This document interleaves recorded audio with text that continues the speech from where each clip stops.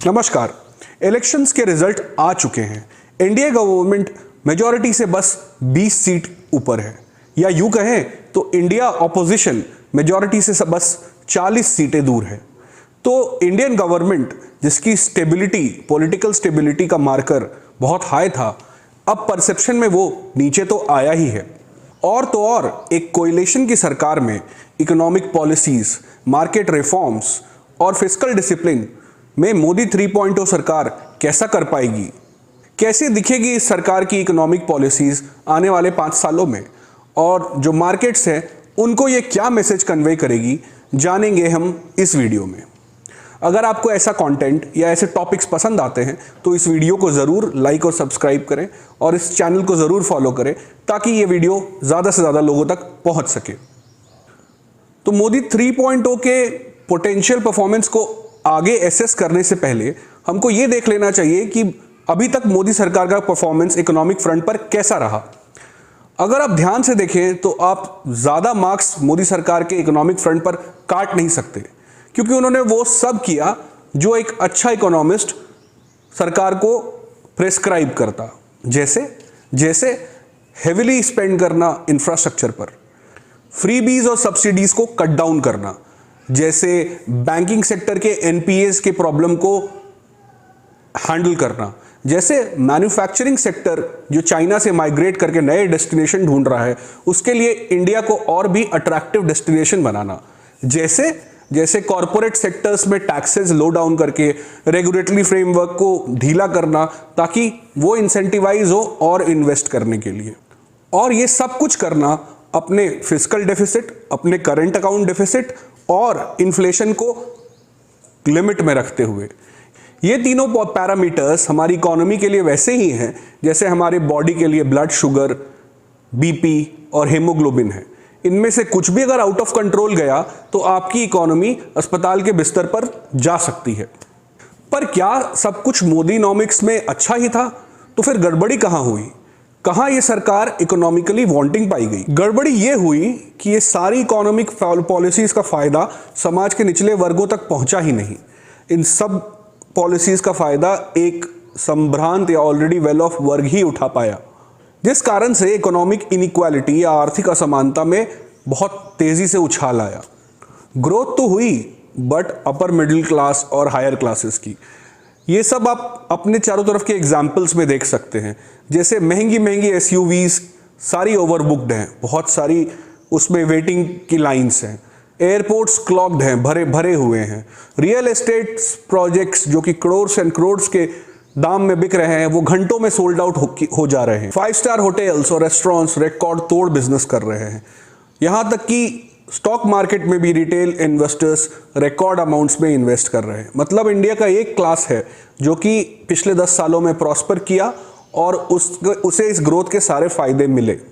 पर जो दूसरा पार्ट है भारत, वहाँ पे रूरल डिस्ट्रेस है। वहाँ पे वेजेस जो हैं सालों से कांस्टेंट हैं, वो बढ़े ही नहीं। वहाँ ये सर्विस सेक्टर वाली नौकरियाँ पहुँची ही नहीं, तो अच्छी तनख्वाहों वाली नौकरियाँ उन शहरों में या उन गाँवों में है ही नहीं। एमएसएमई सेक्टर जो है बिना सरकारी सपोर्ट के वो compete ही नहीं कर पा रहा बड़े बड़े प्लेयर्स से। एक एवरेज कॉलेज ग्रेजुएट जो कि हिंदी हार्टलैंड के किसी शहर में पढ़ाई कर रहा है, उसके पास जॉब अपॉर्चुनिटी के नाम पर कुछ सरकारी वैकेंसियां ही हैं जिसकी वो दिन रात तैयारी करता है। ये हमारे एजुकेशन सिस्टम और जॉब मार्केट ने मिलकर उस ग्रेजुएट को ठेंगा सा दिखाया है। जो कुछ इस एग्ज़ाम के चक्रव्यूह को पार कर नौकरियां पा भी लेते हैं, वो भी पेपर लीक्स और री एग्ज़ाम के चक्र में फंसकर अपने बहुमूल्य साल गंवा देते हैं। सरकार का रवैया इन मुद्दों पर निराशाजनक ही रहा है। वो या तो इन सवालों को पॉलिटिकली मोटिवेटेड बोलकर इनका जवाब ही नहीं देते, या कोई और अल्टरनेट डेटा पॉइंट लाकर इन सवालों से कंप्लीटली अटेंशन को डिफ्लेक्ट कर देते हैं, या फिर कांग्रेस एरा से कंपैरिजन करके खुद को बेहतर साबित करते हैं इन मुद्दों पर। तो बेसिकली गवर्नमेंट जो है वो डिनायल मोड में चली जाती है कि ऐसी कोई प्रॉब्लम एग्जिस्ट ही नहीं करती हमारे देश में। पर इस इलेक्शन रिजल्ट ने सरकार को नींद से जगाया है। इंडियन पॉलिटिकल लीग अगर एक पर्सनालिटी कॉन्टेस्ट है तो मोदी हैंड्स डाउन इस पर्सनालिटी कॉन्टेस्ट को अच्छी तरह से जीत गए हैं। बट अगर देश का एक बड़ा वर्ग डिससैटिस्फाइड है, उसकी रोज की प्रॉब्लम सॉल्व नहीं हो रही है, तो सिर्फ पर्सनालिटी ही हमारे देश में मैंडेट पाने के लिए काफी नहीं है। इन चुनावों से बीजेपी को यह सबक तो मिला ही होगा। तो ये तो हो गई पास्ट परफॉर्मेंस की बातें। अब मोदी नॉमिक्स जो है वो एनडीए नॉमिक्स बन चुका है। इस सरकार में एनडीए के two most important allies TDP और जेडीयू, ये इस सरकार के दामाद हैं। ऑपोजिशन के नंबर्स में भी 100 से ज़्यादा का इजाफा हुआ है, तो इस बार बिल्स पास करना भी उतना आसान नहीं होगा।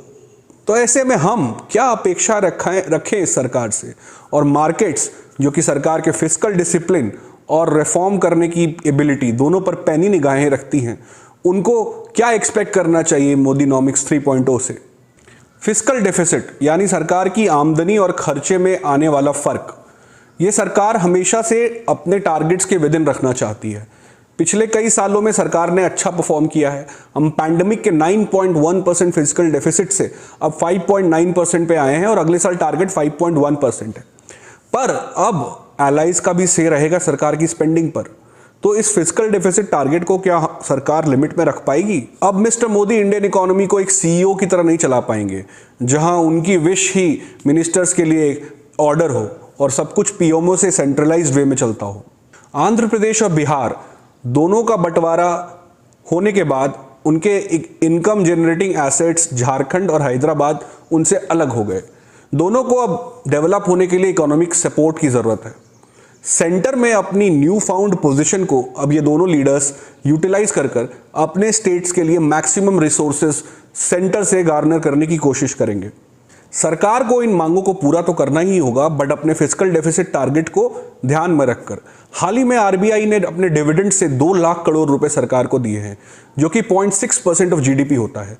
ये 2 लाख करोड़ रुपए सरकार को एक कुशन की तरह हेल्प करेंगे अपने ट्विन टारगेट्स को पूरा करने में, अपने एलाइज को भी हेल्प करने में और टारगेट्स में को भी लिमिट में रखने में।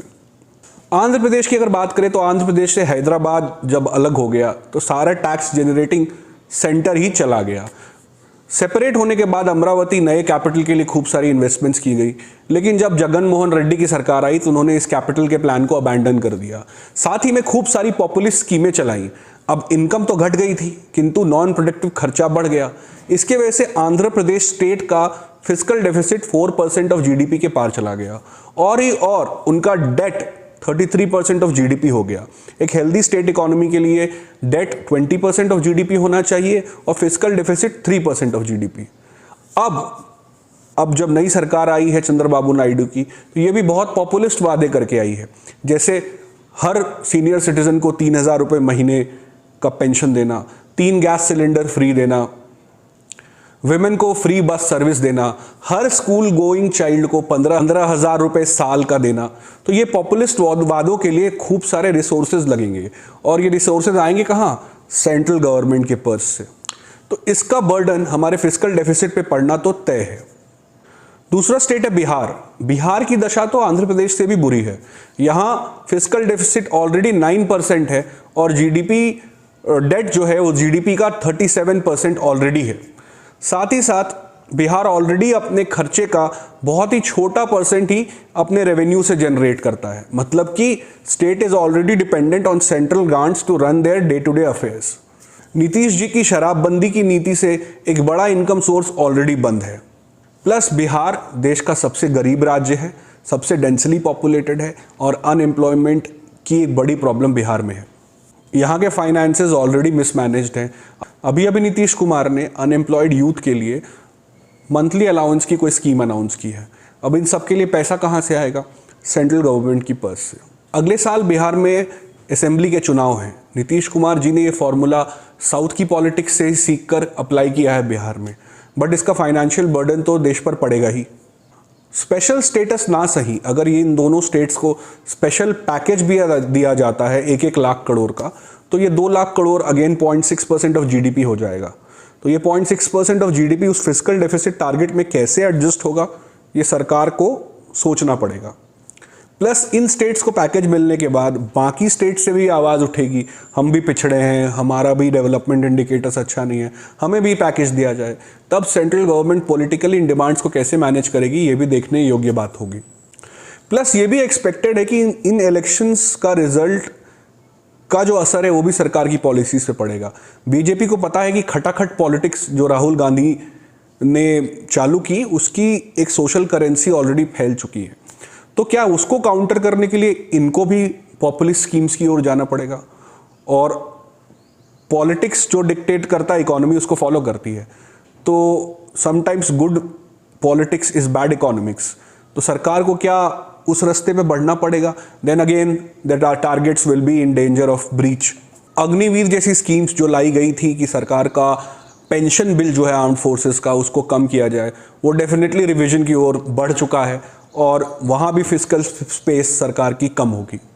तो कई लोगों का मानना है कि वो मोदी सरकार की फिस्कल डिसिप्लिन का गोल्डन पीरियड अब जा चुका है। अब नई पॉलिटिकल रियलिटीज़ और अलाइज उन्हें उस रास्ते पर अब सफल होने नहीं देंगे। यही आज की पॉलिटिकल रियलिटी है। खैर, अगले महीने जुलाई में आने वाले बजट से हमें इस बात का अंदाज़ा लग जाएगा कि सरकार की प्रायोरिटीज़ क्या हैं, टारगेट्स क्या हैं और कहाँ वो पैसा इन्वेस्ट कर रही है। दूसरा पैरामीटर सरकार के इकोनॉमिक फ्रंट पे उसको जज करने का है इकोनॉमिक रिफॉर्म्स। तो ऐसा नहीं है कि इंडिया में कोलिशन गवर्नमेंट में इकोनॉमिक रिफॉर्म्स नहीं हुए, काफ़ी हुए हैं। जो small to medium size reforms हैं वो तो होते रहे हैं, बट बिग बैंग रिफॉर्म्स करने की क्षमता सरकार की डेफिनेटली लिमिटेड हो गई है। दोनों हाउसेज में बिल पास कराना अब सरकार के लिए मुश्किल हो गया है। बड़े रिफॉर्म्स जैसे लैंड, लेबर, एग्रीकल्चर जो पहले से ही टफ थे सरकार के लिए, जहां उन्हें पहले ही झुकना पड़ा था, अब वो टफर हो गए हैं। लेबर कोड्स जैसे मोदी 2.0 ने ही पास किया था, बट उसे आज तक नोटिफाई नहीं कर पाई क्योंकि पॉलिटिकल रेजिस्टेंस का डर है। अब इस लीन मेजॉरिटी में, स्ट्रॉन्ग ऑपोजिशन में, क्या सरकार एक nation wide street protest survive कर पाएगी? शायद नहीं। इसीलिए ये रिफॉर्म्स अब कोल्ड स्टोरेज की ओर जाते हुए दिख रहे हैं। ऊपर से तो हम सब चाहते हैं कि इंडिया एक मैन्युफैक्चरिंग हब बने, चाइना को रिप्लेस करे, जितनी इन्वेस्टमेंट्स वहाँ से आ रही हैं चाइना +1 के नाम पर सब इंडिया में आके लग जाए। बट ज़मीन पर जब हम जाके देखते हैं लैंड और लेबर और एग्रीकल्चर ये सब पॉलिसीज़, तो ये सारी पॉलिसीज़ कंपनी को डराने वाली हैं, ये कंपनी को अट्रैक्ट करने वाली नहीं है। तो ये पॉलिसीज़ की वजह से हमारा ये मैन्युफैक्चरिंग हब वाला ड्रीम लिमिटेड स्कोप में ही सक्सेसफुल हो पाएगा। तो क्या अब इन कारणों से इंडिया की इकोनॉमिक ग्रोथ रिस्क पर है? अभी तो स्टैंडर्ड एंड पुअर ने इंडिया की इकोनॉमिक रेटिंग को रिवाइज करने के लिए कदम उठाए हैं। नहीं, सब कुछ इतना ग्लूमी नहीं है। कुछ पॉजिटिव्स तो हमारी इकोनॉमी में अभी भी हैं, जैसे कि सरकार के ट्रैक रिकॉर्ड को देखते हुए, मिनिस्टर्स की कंटिन्यूटी को देखते हुए हम ये तो अंदाज़ा लगा ही सकते हैं कि सरकार का जोर इंफ्रास्ट्रक्चर की स्पेंडिंग पे रहेगा ही रहेगा। और इंफ्रास्ट्रक्चर एक इकोनॉमिक मल्टीप्लायर का काम करता है जीडीपी के लिए। दूसरी ज़रूरी बात यह है कि ग्लोबल ग्रोथ स्टेबल है, पहले से बेटर है, तो हमारे एक्सपोर्ट्स की एक्सटर्नल डिमांड तो बनी रहेगी। तो एक्सटर्नल फ्रंट पे अच्छा आउटलुक है।